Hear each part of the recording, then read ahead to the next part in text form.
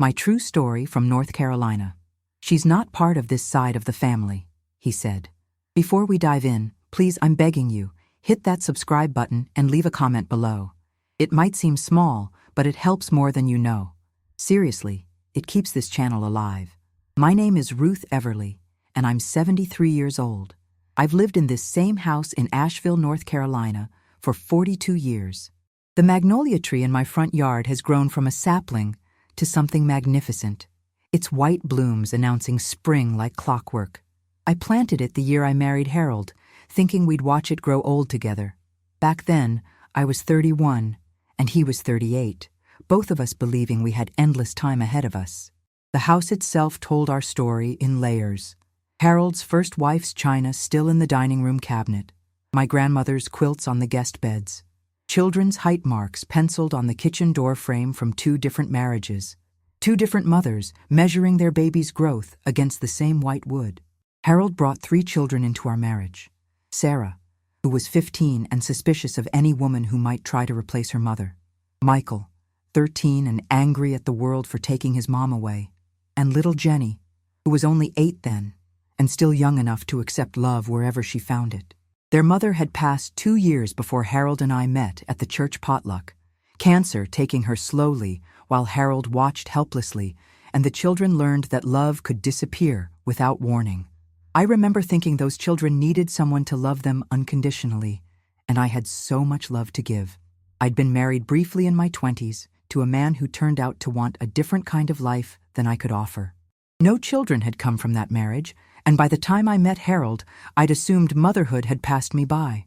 Here was my chance to nurture, to build something lasting, to prove that families could be created through choice and dedication, not just blood and biology. For 28 years, I tried to be exactly that. I learned Sarah's favorite chocolate chip cookie recipe from her grandmother's handwritten notes, practicing until I could make them exactly the way she remembered. I attended every one of Michael's baseball games, cheering from the bleachers even when rain soaked through my jacket, keeping statistics in a notebook that I thought he'd want someday. I braided Jenny's hair for school pictures and taught her how to paint her nails without getting polish on her fingers, spending hours with her on Sunday afternoons while she chattered about her friends and dreams. I drove them to piano lessons, soccer practice, and sleepovers. I helped with homework at my kitchen table, celebrating every good grade as if it were my own child's achievement. When Sarah got her heart broken by her first boyfriend, I sat with her while she cried, offering tissues and ice cream and the kind of unconditional understanding I thought would bond us forever. When the grandchildren came along, I thought I'd finally found my place.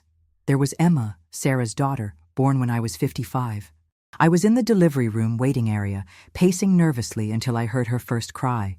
Then came Michael's twins, Jackson and Grace, followed by Jenny's son, Tyler. I spoiled them the way grandmothers do, sneaking extra cookies, reading bedtime stories with different voices for every character, keeping emergency toy boxes at my house for unexpected visits. I babysat whenever needed, never asking for payment, just grateful to be trusted with these precious children. I learned their favorite bedtime songs, memorized which stuffed animals couldn't be forgotten at nap time, and kept detailed notes about their allergies and preferences. When Emma started kindergarten, I volunteered to be the classroom grandmother, helping with art projects and field trips. I did the same for each grandchild, accumulating years of construction paper turkeys and macaroni jewelry that I treasured like precious heirlooms. I hosted every holiday, every birthday, every celebration, pouring my heart into each event. My dining room table could seat 12 when fully extended, and I made sure it always was. I'd spend days preparing Harold's mother's famous sweet potato casserole, his grandmother's cornbread dressing, and my own apple pie that everyone said was better than anything from the bakery. I hand-wrote place cards in calligraphy, arranged seasonal centerpieces, and kept photo albums documenting every gathering. The house would fill with laughter and conversation, children running through the halls, adults settling into comfortable chairs with full plates and satisfied sighs. I'd move between kitchen and dining room, refilling glasses and clearing plates, making sure everyone had enough of everything. These moments felt like the culmination of everything I'd worked for. A house full of family, multiple generations gathered around my table, sharing meals I'd prepared with love.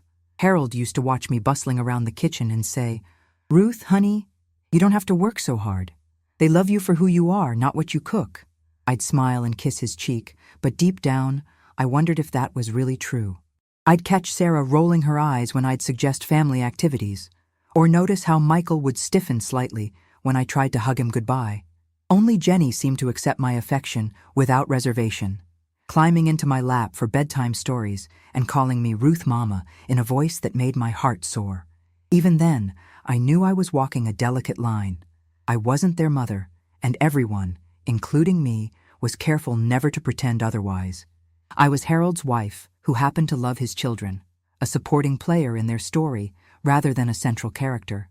But I thought that with enough time, enough consistency, enough unconditional love, I could earn my place in their hearts. After Harold's heart attack 5 years ago, everything shifted like tectonic plates moving beneath my feet.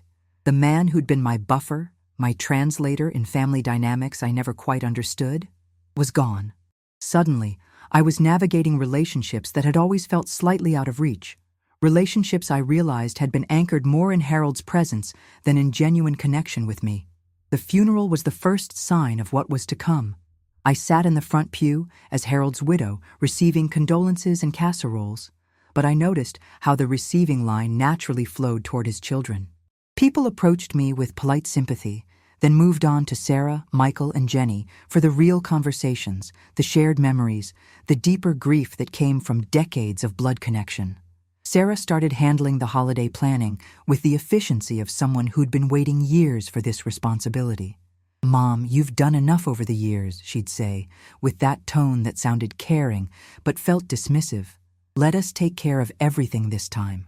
But us never seemed to include me in the planning, only in the showing up. I'd receive texts with finalized menus and assigned seating arrangements, my input neither requested nor particularly welcome. The transition happened gradually, so subtly that I almost convinced myself it was natural. After all, children grow up and want to host their own gatherings. But I noticed that my traditional dishes, the sweet potato casserole, the cornbread dressing, were replaced with new recipes. When I offered to bring them anyway, I was told not to duplicate what was already planned. Slowly, my contributions became limited to wine or store-bought desserts, items that required no personal touch, no family history, no emotional investment. The group text messages became more frequent. Discussions about gift exchanges, vacation plans, family photos. I was included in the digital conversations, but my responses often went unacknowledged or received only polite emoji reactions.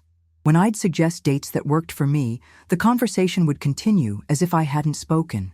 When I offered to contribute dishes to gatherings, I'd be told, "Don't worry about it, we've got it covered," followed by detailed discussions about who was bringing what. Discussions that continued without consulting me. I started screenshotting these conversations, not out of malice, but because I needed proof that I wasn't imagining the subtle dismissals. Reading them later, I could see the pattern. They communicated around me, not with me. I started noticing the small slights that I'd previously explained away with the generosity of someone desperate to belong. Gift cards for Mother's Day addressed to Sarah's family, instead of including my name, though I'd been part of their lives for nearly 3 decades. Family photos where I was asked to step aside just for a few shots of the original family, as if my presence somehow contaminated their genetic authenticity. Conversations that stopped when I entered the room, then resumed with forced brightness and topics that felt carefully neutral. There was the time I arrived early to Emma's graduation party to help set up, only to find that all the decorations had already been arranged and the food prepared. "Oh, Ruth, you didn't need to come early," Sarah said, but I could see in her eyes that my eagerness to help was seen as intrusive rather than generous. I spent that party taking pictures of other people's interactions, documenting moments I wasn't quite part of. The grandchildren grew older, busier, and somehow more distant. Emma got her driver's license and stopped needing rides to dance class, but she also stopped calling to chat about her day or asking for help with college applications. The twins started high school and had sports practice every evening, but when I suggested attending their games, I was told the bleachers were usually too crowded for good seats. Tyler discovered video games and preferred them to my board game collection, spending visits plugged into devices that created walls between us. Their visits became shorter, more obligatory. They'd arrive with their parents, politely accept my hugs, and spend most of the time on their phones or asking when they could leave. The emergency toy boxes I'd maintained for years sat untouched, filled with items that were now too childish for teenagers who seemed to have outgrown their need for me entirely. I found myself buying more expensive gifts, as if I could purchase their attention. Gaming systems for Tyler, designer clothes for Emma, sports equipment for the twins. The thank you texts became more elaborate, but the actual gratitude felt thinner.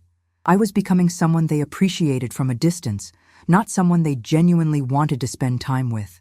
I told myself this was natural. Children grow up. Families evolve.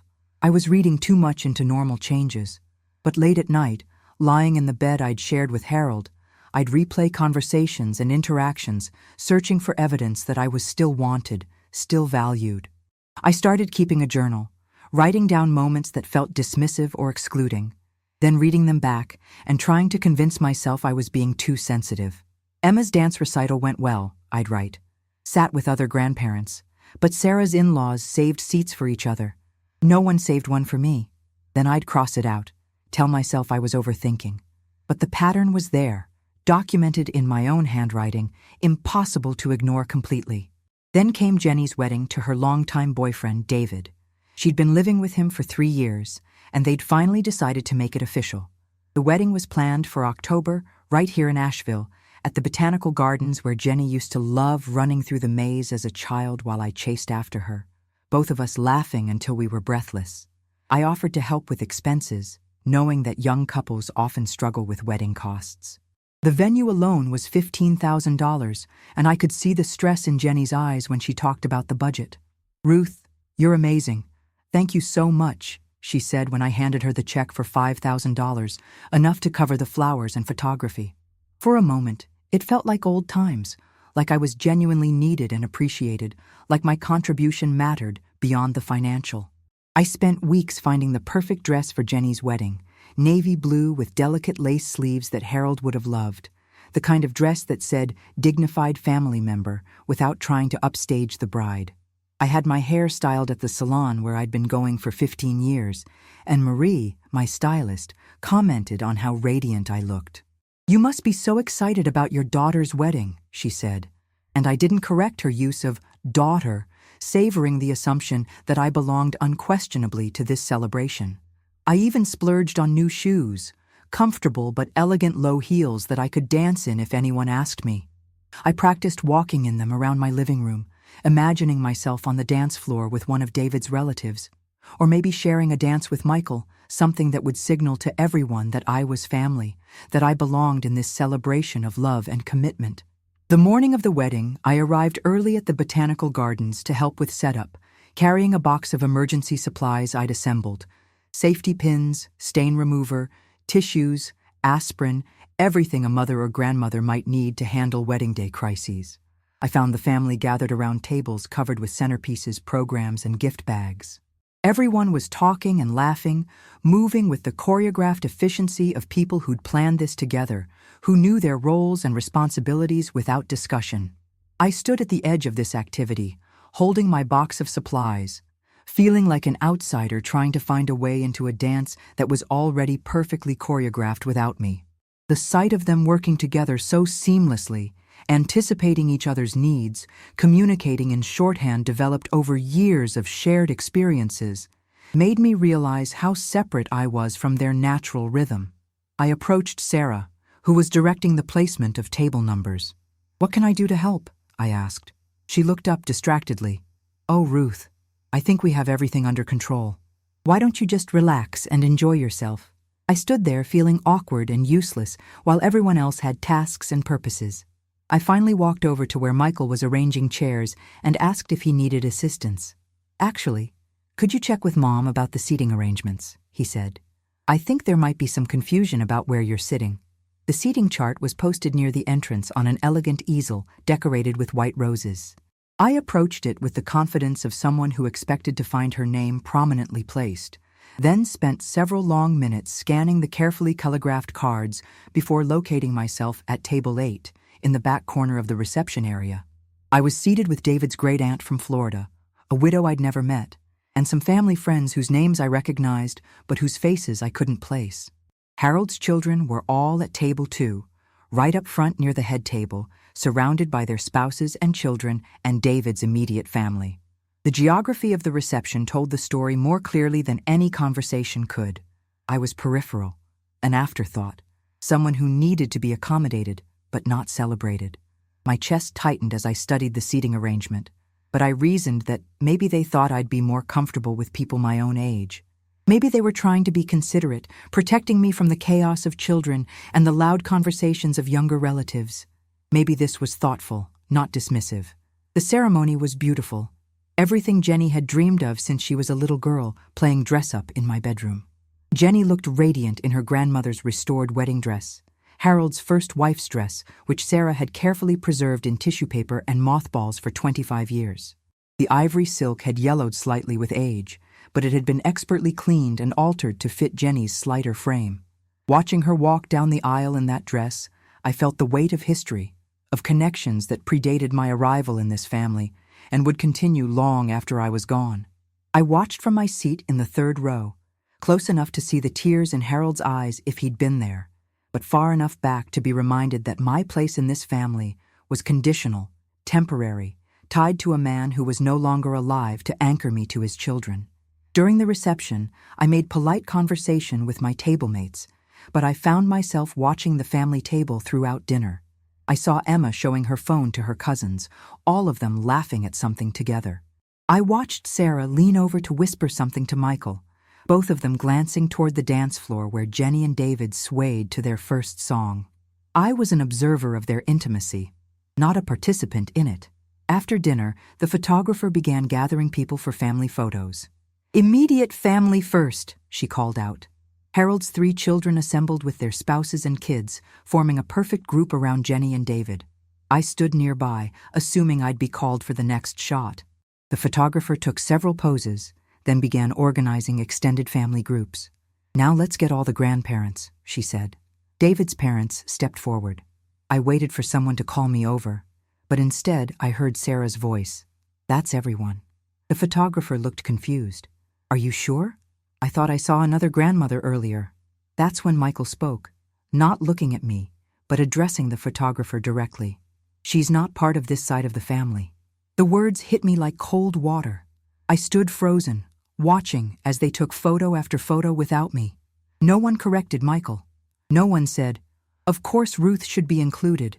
Jenny, my sweet Jenny, who I'd helped raise, who I'd driven to countless activities and doctor appointments, didn't even look in my direction. I walked quietly to the parking lot and sat in my car for 20 minutes, trying to process what had just happened. When I finally went back inside, the dancing had started, and no one seemed to notice I'd been gone. I drove home that night replaying every family gathering, every holiday, every moment over the past 5 years. I thought about all the times I'd felt like an outsider looking in. All the times I'd made excuses for being excluded. All the times I'd convinced myself I was imagining the distance. The truth settled over me like a heavy blanket. I had never been family to them. I had been Harold's wife, and when Harold died, that role had expired. Everything I'd done, all the love I'd given, all the effort I'd made to belong, it had been tolerated, not treasured. The next morning, Jenny called to thank me for the generous check I'd given as a wedding gift. Her voice was bright and cheerful, as if nothing had happened. "Ruth, you're so generous. David and I really appreciate it." I wanted to ask her about the photos, about Michael's words, about why I'd been seated so far from the family. But her tone was so normal, so unchanged, that I realized she probably hadn't even noticed my exclusion. It had been natural to her, expected. "I'm glad you had a beautiful day," I said instead. "You looked radiant." Over the following weeks, I found myself going through old photo albums, seeing things with new eyes. There I was at Emma's high school graduation, standing at the edge of the family group. There I was at Tyler's birthday party, serving cake while everyone else sat around the table. There I was at Jackson and Grace's middle school concert, sitting alone while their parents sat together in the row ahead.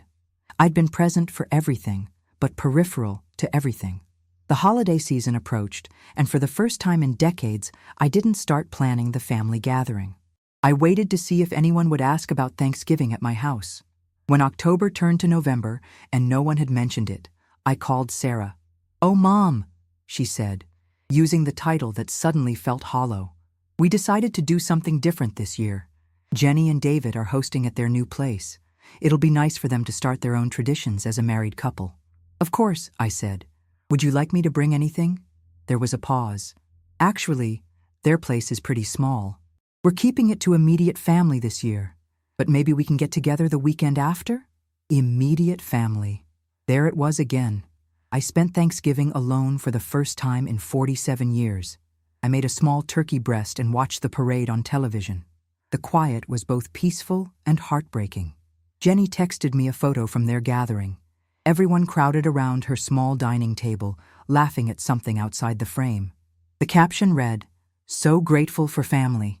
I stared at that photo for a long time, looking at the faces I'd loved for decades, seeing my absence reflected in their obvious completeness without me. That weekend, Sarah did invite me for leftovers.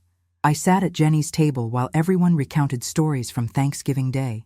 Who'd said what, who'd brought which dish, how Tyler had fallen asleep on the couch after dinner.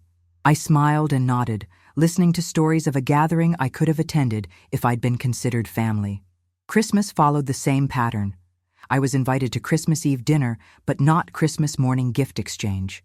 "The kids like to open presents in their pajamas," Michael explained. "It's kind of chaotic and informal."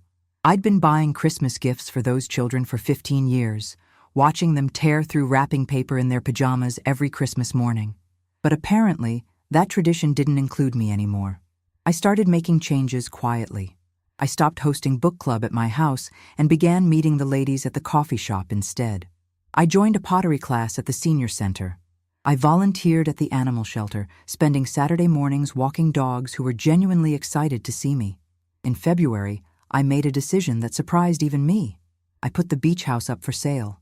Harold and I had bought the little cottage in Outer Banks 20 years ago, intending it as a family retreat. Over the years, I'd maintained it carefully, paying taxes and utilities, stocking it with games and books, making sure it was always ready for family vacations. Harold's children had used it regularly, sometimes without even letting me know they were going.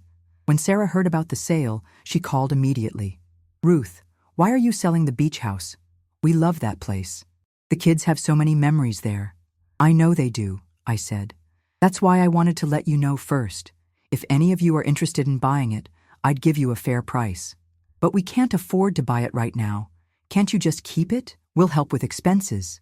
I almost laughed. In 5 years, none of them had ever offered to contribute to the house's upkeep, though they'd used it dozens of times. "I'm simplifying my life," I said. "I don't need a house I rarely use." The truth was, I'd driven to the beach house the week after Christmas and walked through rooms filled with memories of people who didn't consider me family. I'd sat on the deck overlooking the ocean and realized I was holding on to something that had never really been mine. I sold the house to a young couple with 3 children who promised to fill it with laughter. The day we closed, I felt lighter than I had in years. With the money from the sale, I did something completely impulsive. I adopted a dog from the shelter where I'd been volunteering. Max was a golden retriever mix, 7 years old, with gray around his muzzle and eyes that seemed to understand sadness. The shelter said he'd been surrendered when his family moved and couldn't take him along.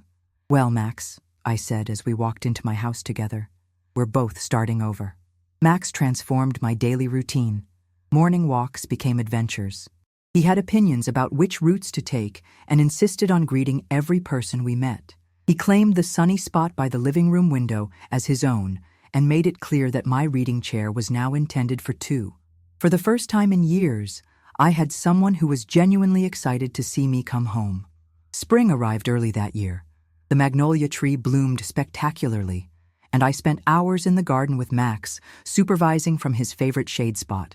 I planted tomatoes and herbs, things I could use myself, instead of the massive vegetable garden I'd maintained to share with a family that had gradually stopped asking for the surplus. In April, I saw a flyer at the library for a creative writing group that met weekly at the community center. "Share your stories," it advertised.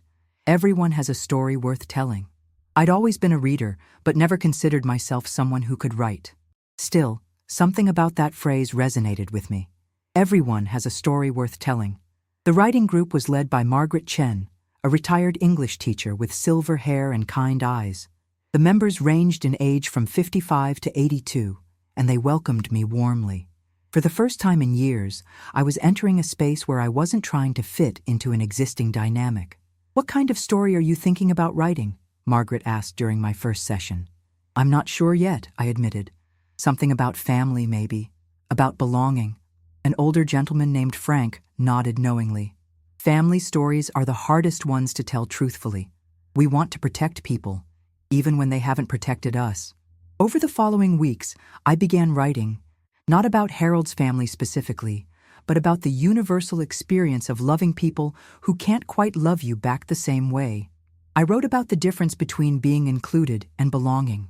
I wrote about the moment when you realize you've been auditioning for a role that was never going to be yours. I called my story Found Family. The writing group became my Wednesday evening ritual. We'd read our work aloud, offer gentle feedback, and share coffee and homemade cookies.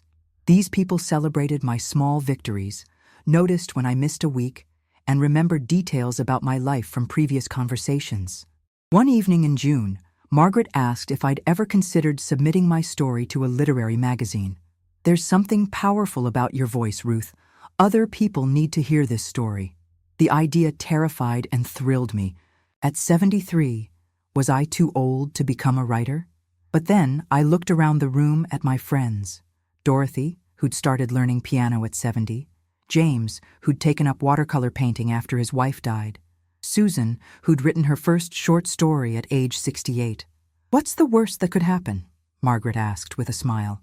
"They say no? You're exactly where you are now. But what if they say yes?" I submitted Found Family to 3 literary magazines that accepted work from emerging writers. I didn't tell anyone except the writing group, not wanting to jinx it or explain to Harold's family why I was pursuing something so outside their understanding of who I was. 2 months later, I received an acceptance letter from a small but respected literary journal. They wanted to publish my story in their fall issue about unexpected beginnings. The editor wrote that my piece had moved the entire editorial team and that they'd be honored to share my work with their readers. I sat in my kitchen with Max at my feet, holding that letter and crying happy tears for the first time in years. Someone, a complete stranger, had read my words and found them worthy of sharing with the world. The writing group celebrated with champagne and a cake that Margaret had decorated with "Published Author" in purple icing. These people, who'd known me for less than a year, were more excited about my achievement than my own stepfamily had been about anything I'd done in decades.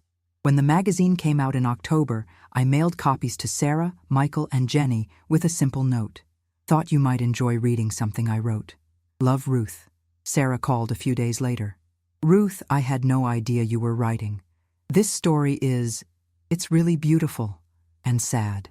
Did you write it about us?" "I wrote it about the universal experience of trying to belong," I said. "I think a lot of people will relate to it." There was a long pause. Are you okay? I mean, are we okay?" It was a question she should have asked years ago, but I found I wasn't angry anymore. The hurt had transformed into something else. Not forgiveness exactly, but acceptance. "I'm more than okay," I said. "I'm happy." And I was. For the first time since Harold died, I was genuinely, deeply happy. The story was picked up by a few online platforms and shared more widely than I'd ever imagined. I received emails from readers around the world who saw their own experiences reflected in my words. A woman in Oregon wrote about feeling invisible in her husband's family. A man in Texas described similar experiences with his deceased wife's children. A grandmother in Australia thanked me for putting words to feelings she'd carried for years. My second story was accepted by another magazine within a month of submission, then a third. By Christmas, I had a small but growing portfolio of published work and a notebook full of story ideas. This year, I hosted Christmas Eve for my writing group friends. 12 people crowded around my dining table, sharing stories and laughter and my famous apple pie. Margaret brought her partner, Susan. Frank brought his new girlfriend, Agnes, whom he'd met at the library. Dorothy brought her son and daughter-in-law, who were visiting from California. I looked around that table at faces illuminated by candlelight, at people who'd chosen to be there, who considered my presence a gift rather than an obligation. Max wove between chairs, collecting pets and dropped napkins, his tail never stopping its joyful wagging. Harold's family sent Christmas cards, beautiful photos of their gatherings. I displayed them proudly on my mantel and felt genuinely happy for their joy. I no longer needed to be included in their happiness to appreciate it. 3 days after Christmas, Jenny stopped by unexpectedly. She sat at my kitchen table while I made tea, looking around at the changes I'd made. The new artwork, the bookshelves filled with literary magazines, Max's toys scattered across the floor. "This place feels different," she said. "Peaceful. Happy." "It is," I agreed, setting her teacup down. "I'm different too." She was quiet for a moment. "Ruth, I've been thinking about that story you wrote, about belonging. I realize we haven't, maybe we could have." She struggled to find words. "Jenny," I said gently, "you don't need to apologize for being exactly who you are. You're Harold's daughter, and you love the family you grew up with. That's natural and right." "But your family too," she said, tears in her eyes. "I was Harold's family," I corrected softly, "and Harold was yours. That connected us, but it didn't make us the same kind of family. I understand that now, and it's okay." She left with a hug and a promise to stay in touch more regularly. I believed she meant it, and I hoped she'd follow through, but I no longer needed her promises to feel complete. Last week, I received a letter from a literary agent who'd read my work online. She wants to discuss the possibility of a book, a collection of essays about late-life reinvention, about finding yourself after decades of defining yourself through relationships with others. "Your voice is exactly what readers need right now," she wrote. "Stories of resilience, of second chances, of the courage to start over. I'm 74 now, and I'm starting over." Max and I take longer walks these days, exploring neighborhoods I never visited when I spent my free time preparing for family gatherings. I've signed up for a painting class and joined a book club that meets at the Botanical Gardens where Jenny was married. Sometimes I see Harold's children around town. We wave and smile, exchange pleasantries about weather and health. The interactions are kind but casual, the way you might greet former neighbors who'd moved away years ago. I don't mourn that distance anymore. Instead, I celebrate the space it created for authentic connections with people who see me clearly and love what they see. My magnolia tree is blooming again, its white petals scattered across the grass like confetti. Max likes to chase the falling blossoms, his gray muzzle dusted with pollen and his tail marking time with pure joy. I'm sitting on my front porch with my laptop, working on a new story about a woman who discovers that family isn't something you're born into or marry into, but something you create with intention and courage. The characters are taking shape, their voices becoming clear, their journey toward belonging beginning to unfold. At 74, I'm finally telling the stories that matter most. And for the first time in my life, I know exactly where I belong. Right here, in the life I've built with my own hands, surrounded by people who choose to love me and whom I choose to love in return. The magnolia petals dance in the afternoon breeze, and Max stretches contentedly at my feet. I take a deep breath, place my fingers on the keyboard, and begin to write. Found family isn't discovered by accident.